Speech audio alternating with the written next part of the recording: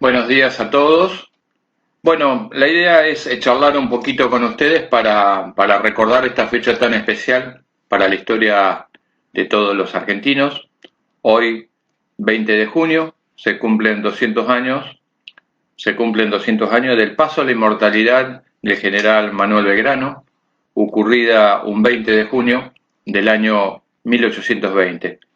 Y desde el año 1938 se considera esta fecha como el Día Nacional de la Bandera Argentina y por eso hoy 20 de junio conmemoramos esa fecha. La idea es un poco reflexionar en torno a la figura de uno de los próceres más importantes de la historia argentina, que fue muy austero, que vivió prácticamente en forma sencilla y que murió sumido absolutamente en la pobreza. Manuel Belgrano fue una persona que pudo cursar sus estudios en la Universidad de Salamanca, donde se recibe de abogado, y después fue funcionario del consulado en la ciudad de Buenos Aires, donde lo sorprenden las invasiones inglesas, y fue uno de los pocos funcionarios que se negó a cumplir y a jurar obediencia a la corona inglesa. Ese es Manuel Belgrano, la misma persona que por imperio de las circunstancias se va a ver envuelto en lo que se llamó la Revolución de Mayo. Era una persona de ideales políticos liberales, era partidario más bien de un absolutismo monárquico de tipo parlamentario, moderado, no del absolutismo monárquico español que prácticamente todo lo dominaba y todo lo determinaba. Manuel Belgrano fue también un fisiócrata, una persona que creía que la base de la riqueza de un país estaba en su economía, enfocada principalmente en la agricultura. Y él creía que era necesario fomentar la agricultura para la felicidad de los pueblos. Esas ideas ya venían de algunos pensadores que incluso habían adherido a los ideales de la Revolución Francesa, pensadores que había leído y que había conocido Manuel Belgrano. Belgrano fue un abogado que integró la primera junta y que por imperio de las circunstancias fue enviado a cargo de uno de los ejércitos más importantes luego de 1810. La idea es un poco recordar a ese Manuel Belgrano que por imperio de las circunstancias en septiembre de 1810 estuvo con nosotros aquí en San Nicolás con su ejército rumbo al Paraguay para llevar el mensaje revolucionario, pasa por el partido o Pago de los Arroyos, ingresa en el casco urbano de la ciudad y recluta a numerosos soldados que adhieren a la causa revolucionaria para llevar los ideales al Paraguay. Por supuesto, no todas las provincias del virreinato habían adherido a las ideas de la Revolución de Mayo y ese era uno de los objetivos. Manuel Belgrano, junto con Mariano Moreno, con Castelli, eran las personas que creían que verdaderamente había que ir hasta el fondo de las cosas para concretar lo que era la revolución o el principio del camino de nuestra independencia nacional. En el año 1812, Manuel Belgrano, también a cargo de un ejército, por imperio de las circunstancias, crea esto que nosotros hoy tenemos, que es la escarapela nacional, que en ese momento la escarapela era algo que se colocaba en la galera, en el sombrero de los ejércitos y también en el uniforme. Y el objetivo era distinguir precisamente que nuestros efectivos en el campo de batalla, en la lucha cuerpo a cuerpo, se distinguieran de los realistas. Tengan en cuenta que el día 26 de mayo, un día después del 25 de mayo, prácticamente no hubo otros grandes cambios en el Río de la Plata, salvo el cambio del poder. Estaba ahora la primera junta a cargo del gobierno, pero la bandera en el fuerte era la bandera española. La moneda con que se pagaba todavía era la moneda de circulación legal por España, las leyes eran de España y los uniformes de las tropas también. Entonces había que distinguirse en combate y así es como ese hombre, Mariano Moreno, un abogado a cargo de un ejército, decide crear primero la escarapela y después va más allá y crea la enseña nacional argentina o la bandera nacional. Con respecto a los colores de la bandera, hubo mucha discusión y debate si era celeste o azul celeste. Verdaderamente en esos momentos en el Río de la Plata el paño era color azul celeste y la bandera que se crea en esos primeros momentos, hay una bandera que certifica esto que le estoy diciendo, eran de dos franjas, una azul celeste y una blanca, que es la bandera de Macha que está en el norte de nuestro país. Manuel Belgrano fue una persona que no tuvo formación militar, pero sí era firme en sus pensamientos revolucionarios, y así fue como él, a cargo del Ejército del Norte, enfrentó a las tropas realistas con triunfos y fracasos. Fue cuestionado incluso por muchos próceres del momento, como Manuel Dorrego, que se alcanzó a burlar de Manuel Belgrano, y San Martín, en conocimiento de esto, lo sanciona a Dorrego y ordena su traslado. Y también después en Buenos Aires le inician una causa, un tribunal de guerra a Manuel Belgrano por las derrotas que había tenido, y no había contemplación con él en ese momento. Sin embargo, su amor por el espíritu de la libertad era mucho más profundo, y él luchó hasta último momento, incluso cuando tenía una enfermedad que se llamó hidropesía, que era retención de líquidos, y que eso dificultaba sus movimientos y le causaba enorme dolor.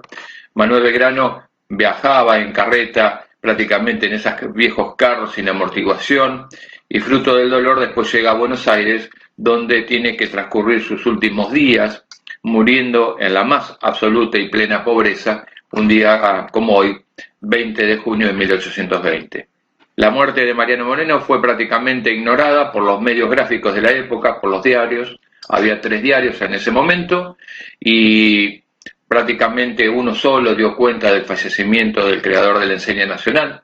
Los diarios estaban más preocupados en que las provincias no obedecían la autoridad central de Buenos Aires, y por eso este año muchos autores le dicen el año de la anarquía del siglo XX, la anarquía del año 20, pero verdaderamente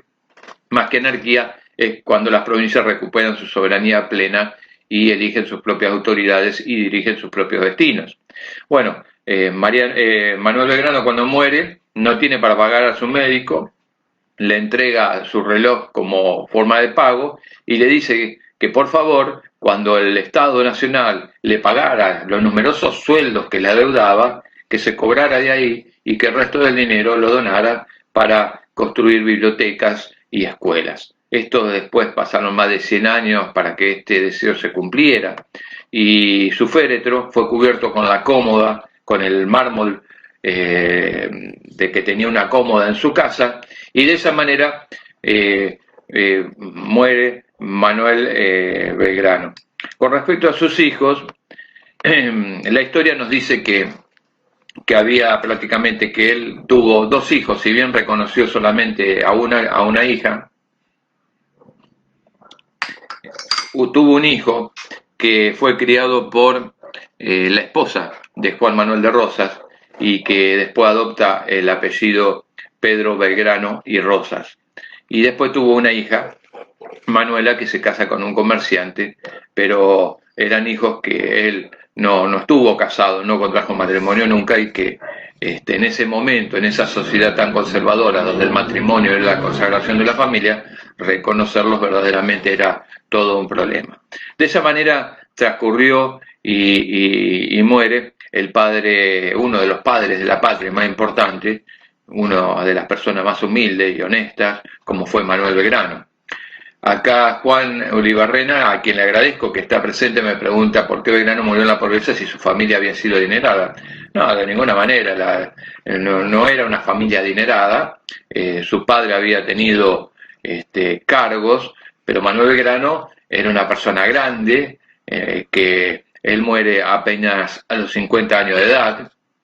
había trazado su vida, había dado toda su vida por lo que llamamos la patria, que estaba en ciernes, por lo que había que construir y por lo que había que hacer. Así que bueno, la idea era esta, en pocas palabras, en pocos minutos, tratar de trazar la vida de uno de nuestros grandes próceres, que estuvo ligado también a la historia de San Nicolás, porque, como les decía hoy al comienzo de esta charla, Manuel Belgrano vino aquí a San Nicolás y contribuyó a construir su ejército con numerosos nicoleños.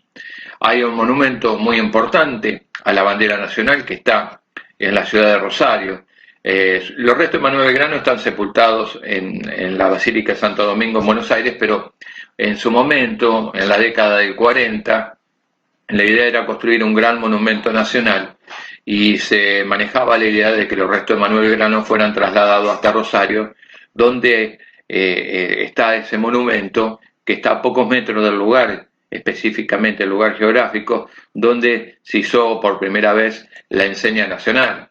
Así que bueno, esa es un poco la idea, que recordar a ese Manuel Belgrano, que nace un 3 de junio de 1770. Hace pocos días se conmemoró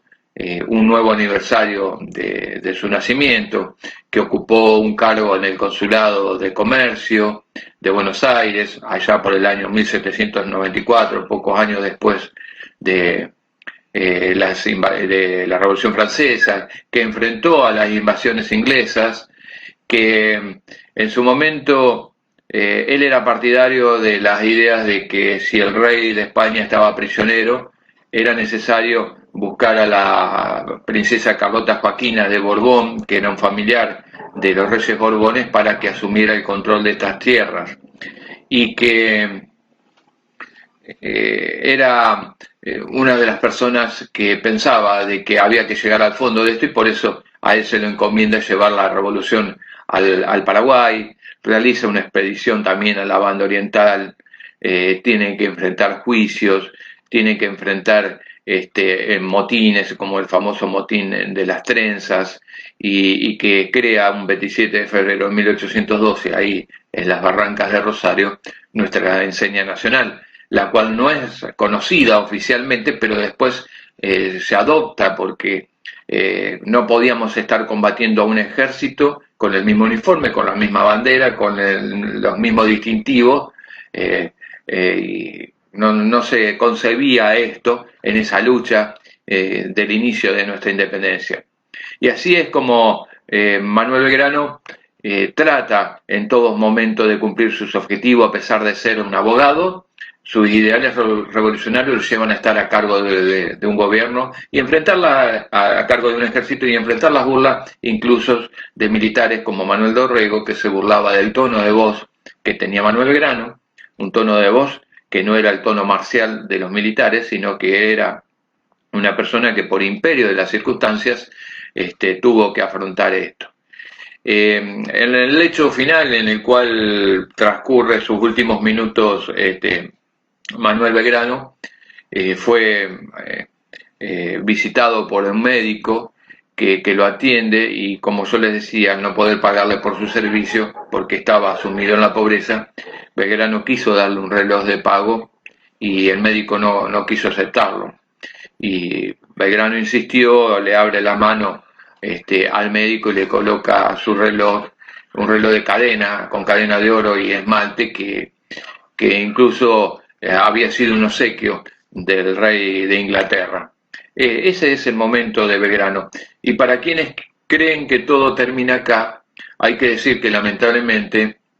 en el mes de septiembre de 1902, un 4 de septiembre de 1902, se procede a la exhumación de los restos de Manuel Belgrano durante la presidencia de Julio Argentino Roca, para trasladarlos a un lugar que se había inaugurado en el atrio de la iglesia de Santo Domingo, que es donde descansan hoy. Y cuando levantaron la lápida de su tumba, se retiran los huesos de Manuel Belgrano, que son colocados en una bandeja de plata, y en ese momento el ministro del Interior, Joaquín B. González, el famoso Joaquín B. González de nuestra historia, y otro ministro que existía en ese momento, que era el coronel Pablo Riccieri, tomaron algunos dientes de Manuel Belgrano y lo retiraron. Esto causó un escándalo en la opinión pública de ese momento. Los diarios publicaron y condenaron esta acción, y al final, al otro día, Joaquín B. González se justificó diciendo de que había retirado estos dientes para mostrarlos a sus amigos, y Riccieri dijo que había retirado para mostrárselo al general Mitre. Pero esta es la forma en que las generaciones que vinieron le pagaron un poco a Manuel Belgrano, a nuestro prócer de la patria.